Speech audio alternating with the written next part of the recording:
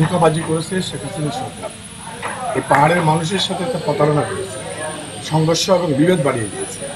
এই চুক্তি করে বেসিক্যালি সে চেয়েছিল শান্তির চুক্তি করে তার শান্তিতে নোবেল পাওয়ার জন্য একটা পায় তারা লবিস্ট এবং ইত্যাদি সৃষ্টি করেছে।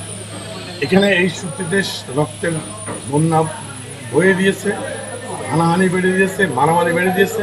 এই চুক্তি সংবিধান পরিপন্থী।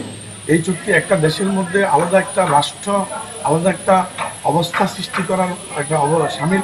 এই চুক্তি সংবিধানের সাথে সাংঘর্ষিক। এই চুক্তি আমাদের মৌলিক অধিকারগুলো ক্ষুণ্ণ করেছে। এই চুক্তিগুলো কোনো অবস্থায় জনগণের অধিকারকে সংরক্ষণ করে না।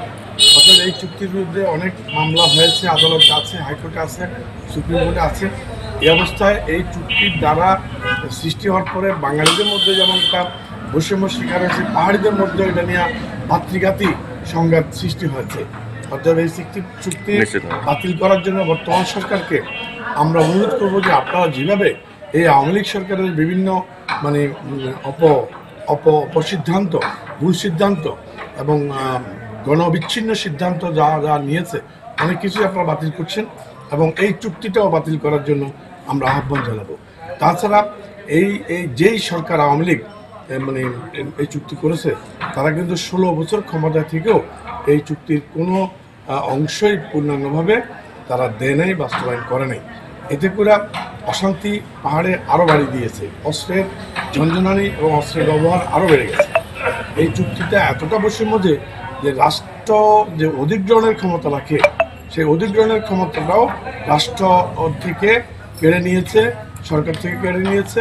এটা আঞ্চলিক পরিষদ, এখানকার আঞ্চলিক পরিষদকে দিয়েছে। সেনাবাহিনী মুভ করতে হলে রাষ্ট্রপতির অনুমোদন লাগে।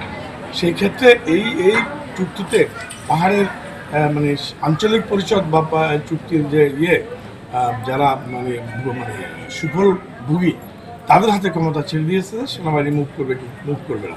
এই অঞ্চলে কোনো খনিজ সম্পদ বিষয়ে যদি কোনো চুক্তি বিদেশের সাথে করতে হয়, এই চুক্তিতে তাও সরাসরি বিদেশের সাথে রাষ্ট্র নয়, এই আঞ্চলিক পরিষদকে ক্ষমতা দিয়ে দেওয়া হয়েছে বিদেশি রাষ্ট্রের সাথে চুক্তি করার জন্য। অতএব এই চুক্তি যে কত ভয়ঙ্কর, এটা অল্প কথায় এটাকে শেষ করা যাবে না।